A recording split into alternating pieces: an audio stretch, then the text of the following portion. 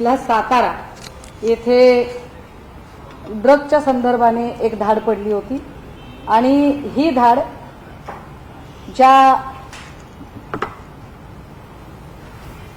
कारणामुळे ही धाड पडली होती त्याच्यामध्ये हे स्पष्ट होतं की विशाल मोरे आधी मुलुंडमध्ये एक धाड पडली होती, त्यानंतर वर्ध्यामध्ये एक धाड पडली आणि मुलुंड आणि वर्ध्याच्या नंतर विशाल मोरे नावाच्या व्यक्तीची माहिती मिळाली। त्यानुसार मुलुंडचे पोलीस हे विशेषतः क्राईमचे स्पेशल क्राईमचे जे पोलीस होते ते पुण्यामध्ये पोहोचले। पुण्यामध्ये त्यांनी विशाल मोरेला अटक केली।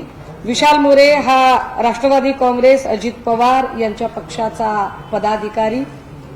विशेष म्हणजे 8 दिवस आधी याची नियुक्ती झाली होती। जशी ही बातमी पुढे आली बॅकडेटमध्ये तो आमच्या पक्षात नाही असं दाखवलं गेलं। विशाल मोरेच्या सांगण्यावरून पुढे 2 रेड झाल्या होत्या। त्या 2 मधली एक महत्वाची रेड होती ती सावरीची रेड ज्या भागामध्ये झाली ती जमीन प्रकाश शिंदे नावाच्या माणसाची आहे असे पुढे आले। पण प्रकाश शिंदे कोण आहे हे विचारल्यावर साताऱ्याचे एसपी तुषार दोशी यांनी सांगितलं की हा प्रकाश शिंदे तो प्रकाश शिंदे नाही जो प्रकाश शिंदे उपमुख्यमंत्री एकनाथ शिंदे यांचा भाऊ आहे। पण आपण मागच्या पत्रकार परिषदेमध्ये या संबंधाने ही सगळी बैजवार माहिती स्पष्ट केली आणि प्रकाश शिंदे हे एकनाथ शिंदेंचे भाऊच आहेत या संबंधाने सगळे पुरावे कागदपत्र हे आपण मागच्या पत्रकार परिषदेमध्ये दिले। त्यानंतर प्रकाश शिंदे माध्यमांच्या समोर आले आणि म्हणाले हो ठीक आहे परंतु मी आता ते हॉटेल ती जमीन माझी नाही। मग आपण त्या जमिनीच्या सातबारा दाखवल्या। त्यानंतर ते म्हणाले की तिथे मी रिसॉर्ट चालवतच नाही, ती काही कमर्शियल प्रॉपर्टी नाही। मग आपण ती प्रॉपर्टी कमर्शियल आहे हे अगदी ऑनलाईन डेमो करून दाखवलं। आता त्यानंतर त्यांनी असं म्हटलं की ही प्रॉपर्टी मी विकलेली आहे। तर काही गोष्टी आपल्याला पहिल्यांदा सांगितल्या पाहिजेत की मुळात प्रकाश शिंदे खोटं बोलत आहेत। ड्रगच्या प्रकरणामध्ये आपल्याला कदाचित कल्पना असेल की शाहरुख खानचा मुलगा आर्यन खान याला ड्रगच्याच प्रकरणामध्ये अटक झाली होती। ही अटक जेव्हा शाहरुख खानच्या मुलाला झाली त्यावेळेला त्याच्याकडून जे ड्रग्ज जप्त करण्यात आलं होतं ते ड्रग्ज किती होतं साधारणतः तर त्याच्यामध्ये फक्त 13 ग्रॅम कोकीन होतं। हे फार विशेष आहे की 13 ग्रॅम कोकीन आर्यन खानकडे मिळालेलं होतं, 21 ग्रॅम चरस होतं आणि 22 अर्थात हा पोलिसांनी पंचनाम्यामध्ये लिहिलेला रिपोर्ट आहे। खरं खोटं त्यांनाच माहिती, कारण याचा खरं खोट्यापर्यंत जेव्हा नवाब मलिक पोचायला लागले तेव्हा नवाब मलिकांचं काय झालं हे मी वेगळं सांगायची गरज नाही। 13 ग्रॅम कोकीन, 21 ग्रॅम चरस, 22 गोळ्या एमडीएमएच्या आणि 5 ग्रॅम एमडी ड्रग्ज एवढं ते त्यांच्याकडून जप्त झालं होतं। त्यानंतर आर्यन खानला ताब्यात घेतलं गेलं। आर्यन खानची जामीन होण्यासाठी बऱ्याच मशक्कती कराव्या लागल्या आणि तो जामीन लवकर झाला नाही। याच्या बातम्या फक्त प्रादेशिक नाही तर राष्ट्रीय आणि आंतरराष्ट्रीय चॅनलवर सुद्धा झळकल्या। त्याचे सगळे लाईव्ह प्रेस फुटेज आपल्या समोर दिसले। त्या लाईव्ह प्रेस फुटेजमध्ये कशा पद्धतीने तर ड्रग्ज मिळालं, आर्यन खान कुठे होता काय नाही ह्या सगळ्या गोष्टी पुढे आल्या। मग एक दुसरी धाड पडली ती प्रांजल खेवलकरवर पडली। प्रांजल खेवलकर अर्थात एकनाथ खडसे यांचे जावई। प्रांजल खेवलकर हे एका घरगुती पार्टीला जॉईन झालेले होते आणि त्या घरगुती पार्टीमध्ये तिथे चरस गांजा होता असं सांगितलं गेलं आणि त्याचे सुद्धा फुटेज मिळाले, सीसीटीव्ही फुटेज मिळाले। कशा पद्धतीने पोलीस आत आले, नार्कोटिक्स आत आलं, नार्कोटिक्सने कशा पद्धतीने त्याच्यावर कारवाई केली, मग कुठे कुठल्या पर्समध्ये कुठल्या पुडीतून कोणत्या कागदातून कसा ड्रग्ज मिळाला हे सगळं सांगितलं गेलं।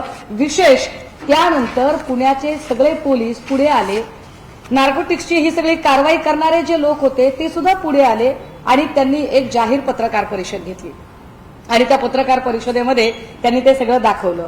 हेही नसे थोडके या पत्रकार परिषदेमध्ये अजून एक व्यक्ती आली जिचा काहीच संबंध नव्हता। एरवी ज्या बाई कुठेच नसतात त्या बाई तिथे चमकोगिरी करायला चमकल्या। मुद्दा हा आहे की जिथे ग्रॅमच्या संख्येमध्ये चरस आणि गांजा मिळाला तिथे पत्रकार परिषदा झाल्या, सीसीटीव्ही फुटेज लगेच माध्यमांकडे आले। मात्र ज्या सावरीमध्ये तब्बल 115 कोटीचं ड्रग्ज मिळालं ना त्याचं सीसीटीव्ही फुटेज बाहेर आलं ना त्या संबंधाने एकही पत्रकार परिषद पोलिसांनी घेतली. नार्कोटिक्सने खरं तर त्याच्यातली एक पत्रकार परिषद घेणं अपेक्षित होतं, पण ती घेतलीच नाही. या सगळ्यांमध्ये कारवाई करणारे पीआय आत्मजी सावंत, हे आत्मजी सावंत आजपर्यंत कुणालाही भेटले नाही, बोलले नाही, माध्यमांच्या समोर आले नाही. याच्यावर ते चकार शब्द बोलत नाहीत. आत्मजी सावंत कुठे आहेत? त्यांच्या जीवाला काही धोका निर्माण झालाय का? आत्मजी सावंतचं नेमकं काय झालेलं आहे? आत्मजी सावंत बोलत का नाहीत? एकीकडे उपमुख्यमंत्र्यांनी लगेचच स्वतः जज असल्यासारखी क्लीन चिट देऊन टाकली. मी माध्यमांना पुन्हा एकदा आठवण करून दिली पाहिजे. ललित पाटील प्रकरणाच्या वेळेला सुद्धा अशाच पद्धतीच्या क्लीन चिट वाटायचं काम देवेंद्रजी करत होते आणि ते सांगत होते की लवकरच आम्ही ड्रग्ज मधला सगळं नेक्सस बाहेर काढणार आहोत, पण ते बाहेर निघालं नाही. फार फार तर थोडेफार दादा भुसे आणि शंभूराज देसाई वगैरे डॅमेज झाले, पण ते काही बाहेर आलं नाही. नंतर प्रांजल खेवलकरच्या प्रकरणातही असंच झालं. मी सगळं नेक्सस बाहेर काढणार आहे म्हणाले, नेक्सस बाहेर आलंच नाही. फार फार तर एकनाथ खडसे, रोहिणी खडसे यांना डॅमेज करायचं काम झालं. आता याही प्रकरणात ते असं म्हणाले की आम्ही सगळं नेक्सस बाहेर काढणार आहोत. नेक्सस बाहेर कधी येणार आहे? नेक्सस बाहेर येतच नाही. येतात ते फक्त आणि फक्त ड्रग्जचे साठे. कारण पहिल्या दिवशी 115 कोटीचं ड्रग्ज सापडतं, 4 दिवसानंतर पुन्हा तिथे लोक जातात, पुन्हा एनडीटीव्हीचा एक कॅमेरा जातो आणि पुन्हा एकदा तिथे तब्बल 30 ते 40 लिटरचं लिक्विड स्वरूपातलं एमडी मिळतं. त्याच्या दुसऱ्याच दिवशी पाचगणीमध्ये सुद्धा 45 किलोचं कोकेन मिळतं. कारवाई काहीच झाली नाही. हे सगळं नेमकं कुठून झालं, काय झालं याची कल्पना नाही. आता जरा मूळ मुद्दा, प्रकाश शिंदे नेमके कोण? प्रकाश शिंदे असं सांगतायत की माझा या सगळ्या प्रकरणाशी संबंध नाही. तुमचा संबंध नाही, चला मी 1 मिनिटासाठी मान्य करते. मग बॅकवॉटर मधलं बांधकाम करू कसं काय दिलं? जे शंभूराज देसाई माझ्याबद्दल फार केसेसची भाषा करत होते, ते शंभूराज देसाई आता कुठल्या बिळात लपलेले आहेत? शंभूराज देसाईंनी कोणती माहिती घेतली, ती माहिती अजूनही पत्रकारांच्या समोर आणि माध्यमांच्या समोर का आणली नाही? शंभूराज देसाई ही गोष्ट का सांगत नाहीयेत की नेमका तो 1200 मीटरचा सिमेंटचा रस्ता कुणासाठी बांधला होता? रस्ता बांधण्यासाठी जमीन अधिगृहीत केली होती का? जमीन अधिगृहीत केली तर ती कोणी अधिगृहीत केली होती? याबद्दल शंभूराज देसाई कमालीची गुप्तता बाळगतात. जर ही प्रॉपर्टी उपमुख्यमंत्र्यांच्या भावाची नाही आणि कोणीतरी एका क्ष माणसाची आहे, तर तो क्ष माणूस असा इतका भारी आहे का की पालकमंत्री शंभूराज देसाई सुद्धा कारवाई करायला घाबरतात? शंभूराज देसाई अजून कचरतात का बरं? हे सरळ सरळ अनाधिकृत बांधकाम आहे. जी 7/12 त्या दिवशी प्रकाश शिंदे यांनी दाखवली, ती 7/12 दाखवताना त्यांनी सर्वे नंबर 17 मधली 7/12 दाखवली.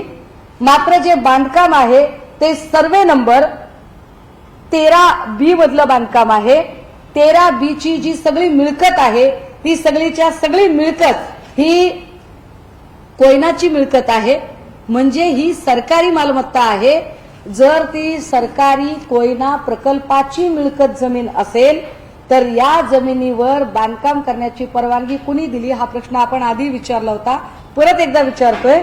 ते याच्यासाठी की शंभूराज देसाईंच्या सारखी माणसं जी अत्यंत बोलघेवडेपणा करतात, जी फार मोठमोठ्या गप्पा हाणतात, मात्र पालकमंत्री म्हणून ती झिरो असतात.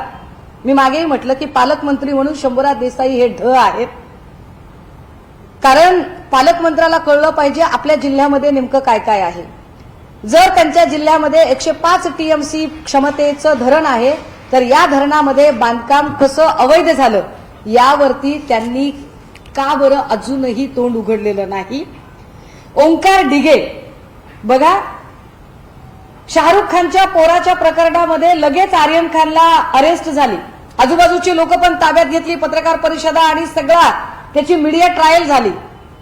परंतु 115 कोटीचं ड्रग्ज मिळाल्यानंतरही जो स्पॉटला माणूस आहे ओंकार डिगे, त्याला अजूनही ताब्यात घेतलं नाही. ओंकार डिगेला पद्धतशीर फरार करून दिलेलं आहे का? एकीकडे मुख्यमंत्री असं म्हणतात की आम्ही सगळ्या गोष्टी बाहेर काढणार आहोत. मी वाट बघितली, मुख्यमंत्र्यांच्या कर्तव्यदक्षपणावर माझा विश्वास आहे म्हणून मी थांबले 20-25 दिवस. मला असं वाटलं की ते ओंकार डिगेला आता ताब्यात घेतील, पण ओंकार डिगे फरार झाला. रणजित शिंदे कुठे आहेत? जो दरेगावचा सरपंच आहे, युवा सेनेचा तालुका प्रमुख आहे आणि प्रकाश शिंदेचं हॉटेल त्याने चालवायला घेतलं असं प्रकाश शिंदेचा बनाव आहे, तो रणजित शिंदे कुठे आहे? त्या रणजित शिंदेचं नेमकं काय झालं? विशाल मोरेला ड्रगचा मास्टर माइंड असं ठरवण्याचा प्रयत्न होतोय, पण विशाल मोरे ड्रगचा मास्टर माइंड नाही हे आधीच्या जबाबामध्ये स्पष्टपणे आलेलं आहे.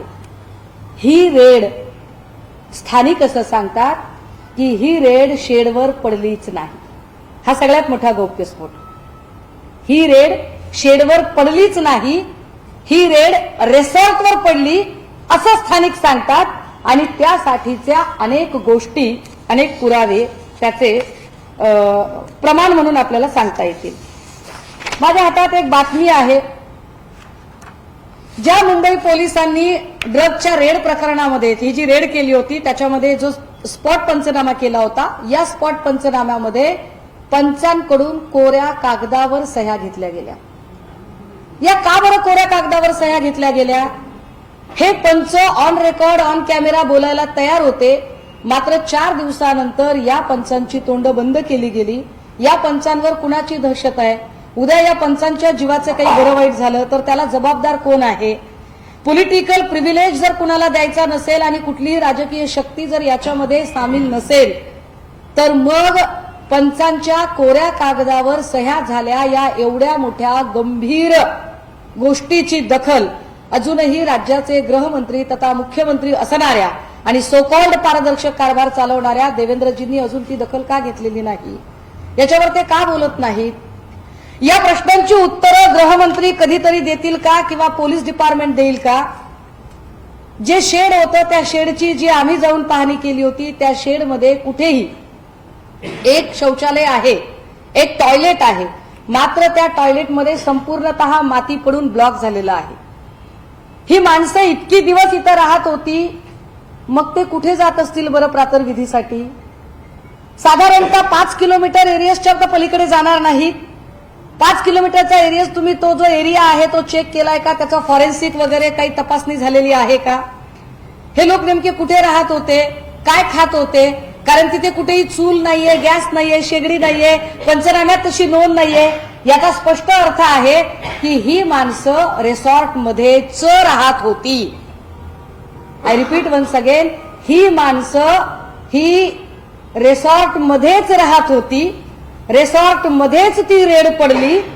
हे स्पष्ट करण्यासाठी अनेक गोष्टी याला सराउंडिंग मी सांगते की ना तिथे कुठलंही त्या शेडवर टॉयलेट आहे, ना किचन आहे, ना त्यांच्या झोपण्याची जागा आहे, ना बिछाना आहे, ना बेड आहे, आणि असं काहीही नसताना ती राहिली कुठं?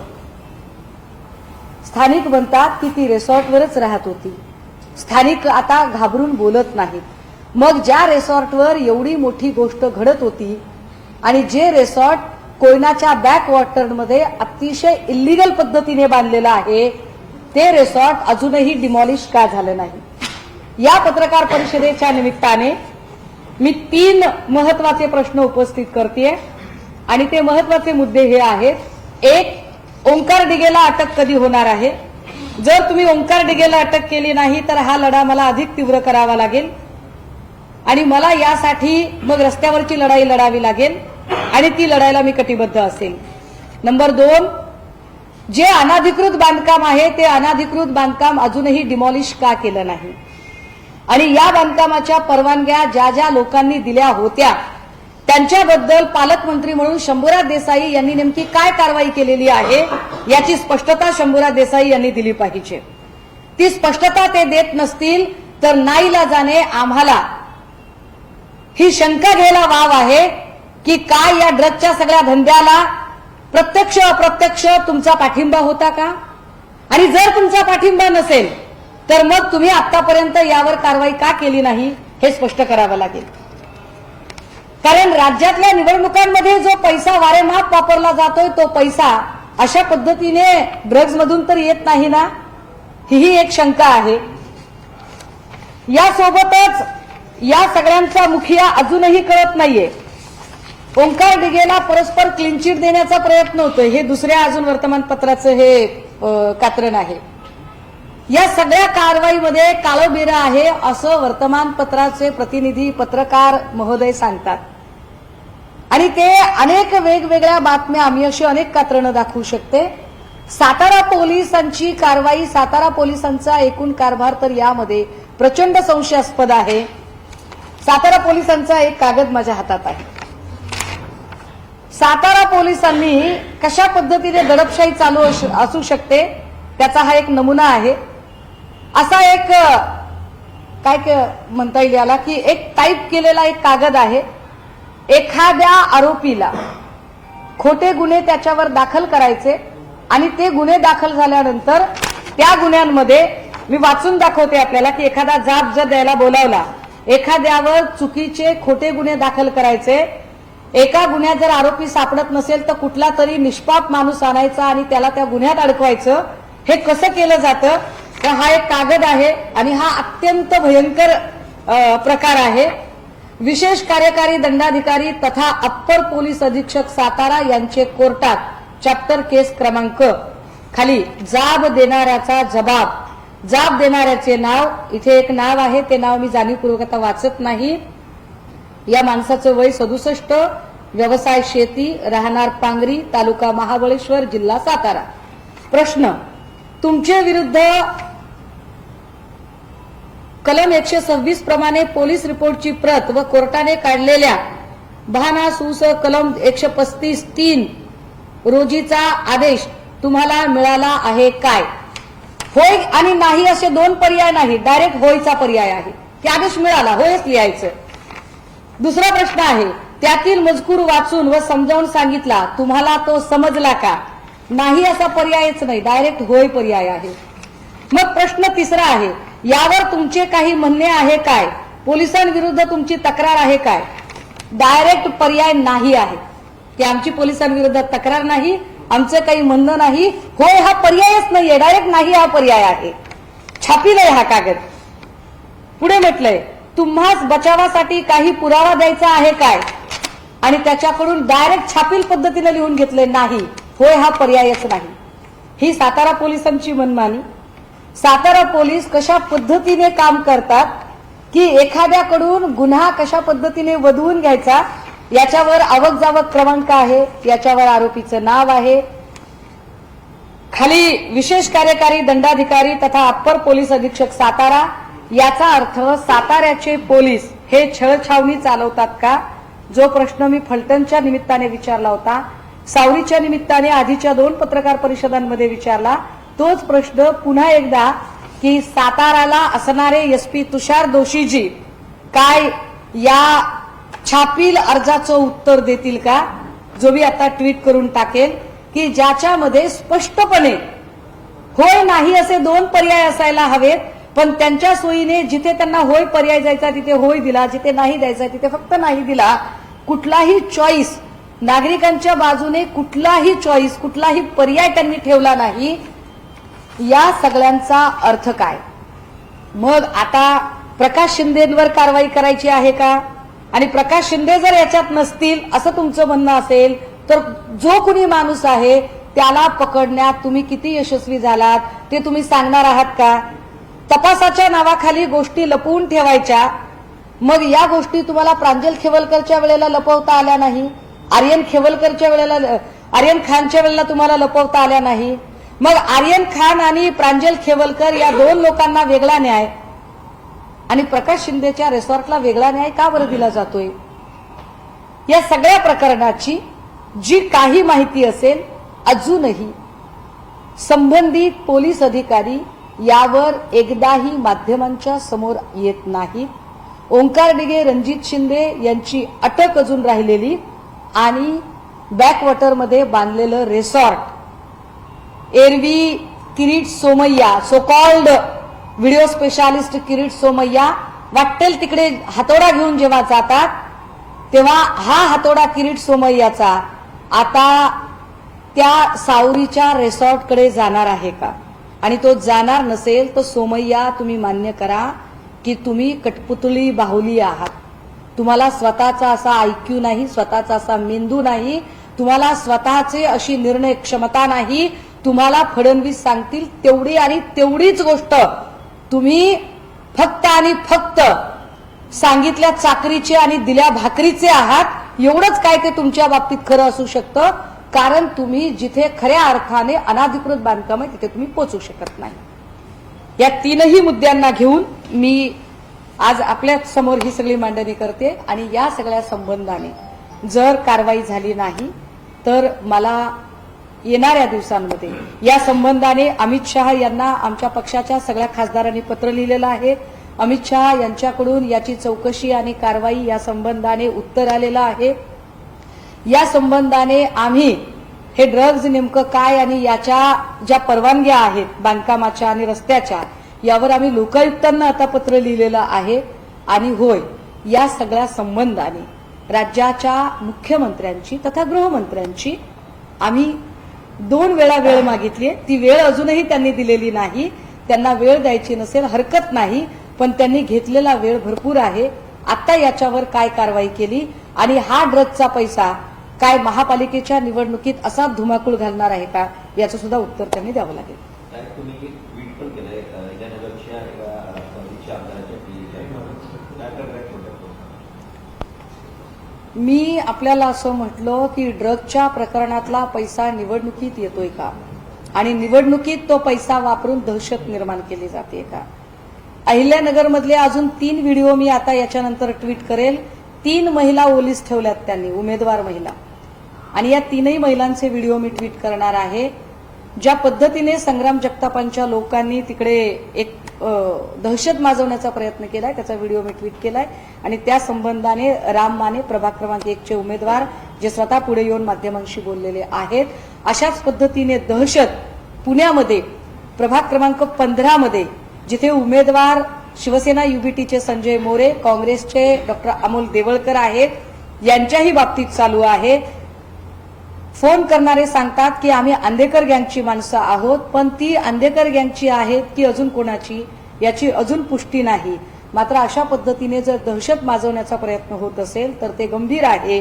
पारदर्शकतेचा ढोल वाजवणाऱ्या फडणवीसांनी या सगळ्यांची उत्तरं देणं गरजेचं आहे की ड्रग्जचा पैसा, पैशातनं सत्ता, सत्तेतनं पैसा, पैशातनं पुन्हा ड्रग्ज, हे जे तुमचं चक्र आहे ते चक्र कधी थांबणार आहे सांगा.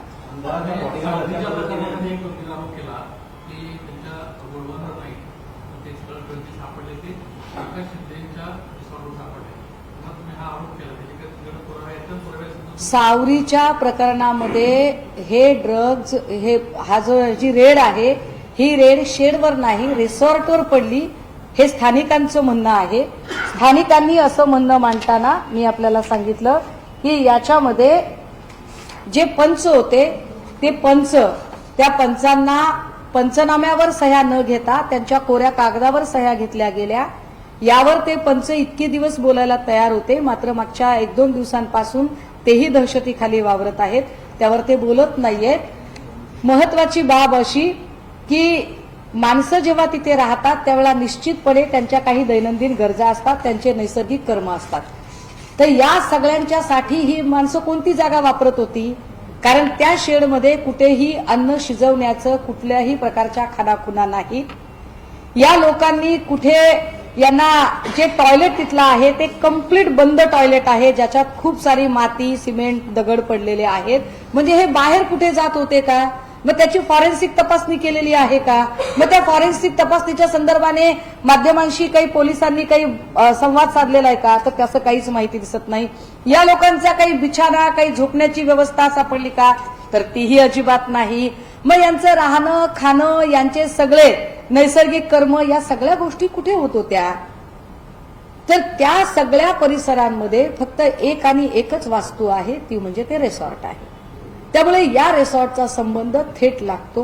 पण या रिसॉर्टवर जर आता म्हणणं असेल की आम्हाला माहितीच नाही की या रिसॉर्टचं काय आमचं देणं घेणं नाही, तर मग हे रिसॉर्ट अजूनही अस्तित्वात का आहे, हे रिसॉर्ट अजून डिमॉलिश का झालं नाही, हे रिसॉर्ट तातडीने डिमॉलिश झालं पाहिजे. कदाचित या रिसॉर्टला अजून एकदा चेक करण्याची गरज आहे. रिसॉर्टमध्ये अजून काही सापडू शकतं का ते बघितलं गेलं पाहिजे, पण ते अजूनही एकदाही केलं नाही. या संबंधाने कुठलेही सीसीटीव्ही फुटेज किंवा कॅमेरा शूटिंग असं कुठलीही गोष्ट बाहेर आली नाही. FIR अजूनही ऑनलाईन पडलेली दिसत नाही. जर त्यांचं म्हणणं असेल की मुलुंडला जी कारवाई केली त्यातलीच सप्लिमेंटरी कारवाई म्हणून आम्ही सावरीची कारवाई केली, तर सप्लिमेंटरी कारवाई मधले जे सापडलेले आरोपी आहेत आणि त्यांच्यावर लागलेले जे चार्जेस आहेत ते मूळ एफआयआर मध्ये का आले नाही यावरही आत्मजी सावंत अजून बोलत नाहीत. मुळात आत्मजी सावंत आहेत कुठे? आत्मजी सावंतांवर दबाव आहे का? आत्मजी सावंत दहशतीखाली आहेत का? आत्मजी सावंतांना काही बोलू दिलं जात नाही का? की आत्मजी सावंताकडे काही महत्वाचे व्हिडिओ आहेत असू शकतात, कारण या सगळ्या प्रकरणाचं पोलिसांनी रेकॉर्डिंग नक्कीच केलं असेल. मग कदाचित आत्मजी सावंतकडे काही महत्वाचे पुरावे आहेत म्हणून त्यांना माध्यमासमोर येऊ दिलं जात नाही का? त्यांच्या जीवाला काही धोका आहे का? मी फार गंभीर प्रश्न उपस्थित करते.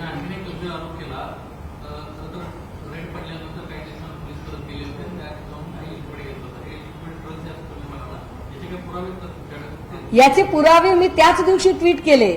मला वाटतंय की एनडीटीव्हीने त्याच्या संदर्भाने त्यांचे एक प्रतिनिधी तिथपर्यंत पोहोचले. त्यांनी त्या पोलिसांशी चर्चा केली, पोलिसांना विचारलं की तुम्ही इथे का आलेले आहात? ते म्हटले काही नाही, काही पडलंय का ते आम्ही सामान बघण्यासाठी आलेलो आहोत. आणि मग चुकून एक ड्रम राहिलेला आहे. चुकून ड्रम कसा राहू शकतो? जर चुकून ड्रम राहिला असं सातारा पोलिसांचं म्हणणं असेल तर याचा अर्थ असा आहे की आत्मजी सावंत आणि त्यांचे सिनियर या लोकांनी कामात कुचराई केलेली आहे. मग या लोकांना सस्पेंड केलं पाहिजे, या लोकांना डिसमिस केलं पाहिजे. आणि जर या लोकांनी सगळं पुरावे व्यवस्थित सगळं सामान गोळा केलेलं होतं तर नव्याने ड्रम आला कसा? मग सातारा पोलिसांनी जाणीवपूर्वक तिथे तो प्लांट केला का? की पुन्हा एकदा तिथे अजून ते बनतच होतं? फॅक्टरी कदाचित चालूच होती का? नव्याने जर तिथे ड्रम आलेला आहे तर नव्याने ड्रम जर शेडवर तिथे सापडतो आणि शेडवर काहीच नव्हतं तर मग रिसॉर्टवरून पुन्हा तो तिथे आला का? ज्या बॅकवॉटरचा विषय आपण पुन्हा पुन्हा बोलत आहोत, या बॅकवॉटरची आणि एकूण जर भौगोलिक रचना बघितली तर त्या भौगोलिक रचनेत असं लक्षात येतं की पाण्यामध्ये अक्षरशः पाण्यामध्ये बांधकाम आहे. काय जलमार्गे अंमली पदार्थांची तस्करी करण्यासाठी हे बांधकाम केलं गेलं होतं का? हा बांधकाम करण्याचा उद्देश काय होता? कारण त्याची कुठेही सरकार दरबारी नोंद सापडत नाही. त्यामुळे अंमली पदार्थांच्या तस्करीच्या संबंधाने ज्या ज्या गोष्टी याच्यामध्ये येतात त्याच्यावर कारवाई कधी होणार आहे? ओंकार डिगेची अटक कधी होणार? सगळ्यात महत्वाचं, कारण ओंकार डिगेची अटक झाल्याशिवाय मला वाटतं की याचा छडा लागणार नाही.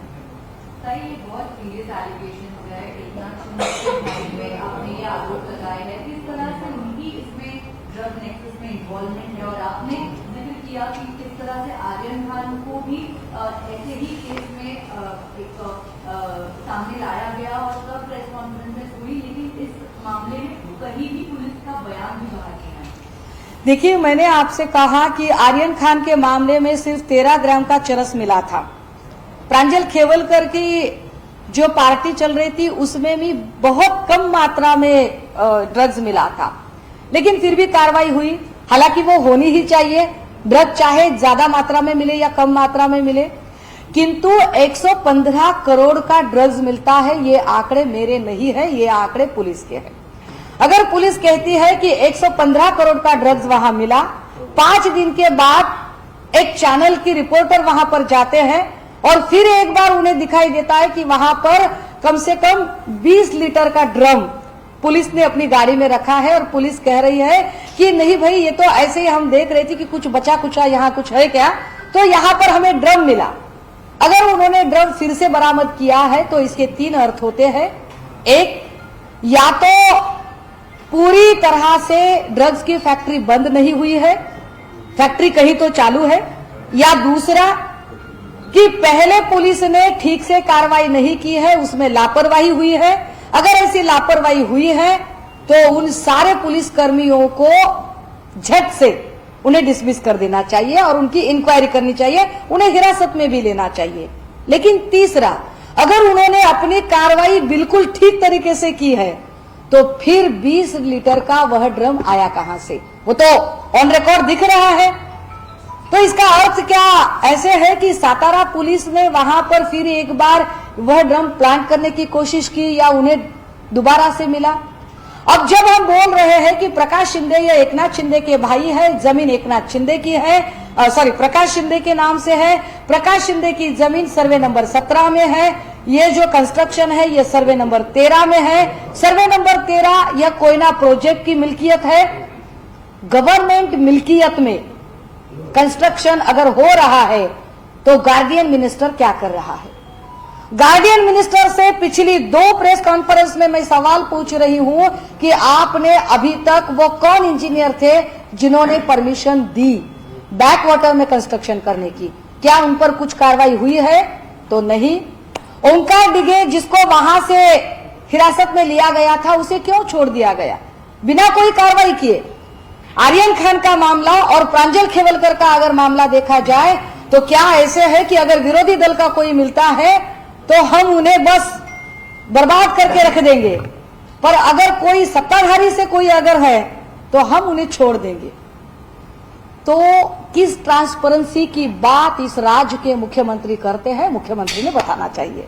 और मुख्यमंत्री अगर कहते हैं बार बार कि हम ड्रग्स का नेक्सस बाहर निकालने वाले हैं, तो पिछले 3 साल से ललित पाटिल की केस से लेकर अब तक वो बोल रहे हैं कि हम नेक्सस तो बाहर नहीं निकल रहा है, सिर्फ ड्रग्स ही बरामद किया जा रहा है। और यह ड्रग्स हमारी समूची युवा पीढ़ी के लिए बड़ा जानलेवा है। इस ड्रग्स से अगर 115 करोड़ का ड्रग्स एक जगह पर मिलता है तो क्या ये पैसा इलेक्शन में लगाया जाता है? तभी तो इलेक्शन में इतना सारा 5-5 करोड़ 10-10 करोड़ रुपए लगाकर कोई ऐसे ही अविरोध कहता है कि नहीं आगे वाले ने तो बस अपनी उम्मीदवारी अपने प्रत्याशी के रूप में वह तो अब मुकर गया है और हम देखो हम चुनाव जीत कर आए हैं। तो ये पैसे कहां से आ रहे हैं? इन सारी चीजों पर अब जवाबदेही सरकार की है, जवाबदेही मुख्यमंत्री साहब की है। तुम्ही तो पेपर दाखवलाय पोलिसांचा, जी त्या पोलिसांच्या पेपरमध्ये तुम्ही असं म्हटलंय की एकच ऑप्शन दिलाय म्हणजे हो, विरोध करायचाच नाही। मी तो ट्विट करते आता। दुसरीकडे बिनविरोध हा फॉर्म्युला सध्या पूर्ण मुंबई महानगरपालिकेच्या निमित्तानं इतर महानगरपालिकेच्या निमित्तानं बघायला मिळतोय। हा फॉर्म्युला आता एक लक्षात घ्या, बिनविरोधच्या संदर्भाने आता काही वेळापूर्वी ऑनरेबल कोर्टाने एक महत्वाचा निर्वाळा दिलेला आहे की जोपर्यंत या सगळ्या प्रकरणातला संपूर्ण अहवाल येत नाही, अगदी अर्ध्या तासापूर्वीची अपडेट आहे, संपूर्ण अहवाल जोपर्यंत येत नाही तोपर्यंत जे काही हे बिनविरोध लोकांची संख्या आहे या लोकांना अजिबात विजयी किंवा पराभूत घोषित केलं जाणार नाही। हा निर्णय जैसे थे ठेवला जाईल, ही फार महत्वाची यातली डेव्हलपमेंट आहे। मुळात अशा पद्धतीने बिनविरोध करणे म्हणजे मग नोटाचा ऑप्शन का दिला, ज्यावर आम्ही आमचे आक्षेप नोंदवले आहेत आणि काल आम्ही काही लोकांवर पक्षाची फसवणूक केल्याप्रकरणी एफआयआर सुद्धा दाखल केलेली आहे। Okay, thank you.